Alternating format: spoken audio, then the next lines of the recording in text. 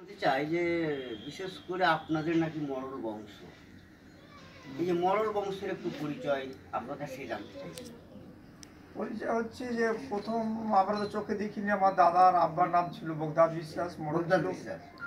তাই বগদাদ বিশ্বাস কি ছিল আপনার? হ্যাঁ, আমার দাদার আব্বা আমাদের বড় আব্বা হলো, এবং আমার দাদাও এক মরণ ছিল এবং তার ছেলে আব্দুল ওহাব, এবং আমার আব্বার নাম আব্দুল বারি। তার আপনার ছেলে আমরা, দাদুর নাম কি? আমার দাদার নাম হচ্ছে ইউনুস মণ্ডল। ইউনুস মণ্ডল। ইউনুস মণ্ডল। তাই আমরা ওখানে বসবাস করতেছিলাম গিরিয়াতেই।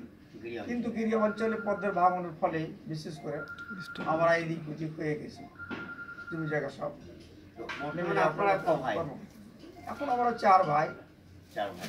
2 ভাই গিরিয়াতে থাকে, একজনের ওরা থাকে 3 জনে গিরিয়া থাকে। আমি এখন বর্তমানে আপনার মাতা এবং পিতা তারা কি জীবিত বর্তমান? না, এখন বর্তমান তারা এখন তারা আল্লাহ মা পর্দা নিয়ে নিয়েছেন।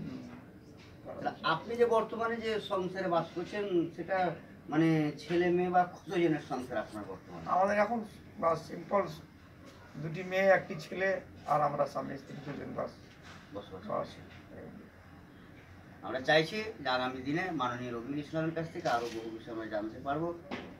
আমরা তিনার দীর্ঘ জীবন এবং তিনার পরিবারের সুখ শান্তি আমরা কামনা করছি। ধন্যবাদ।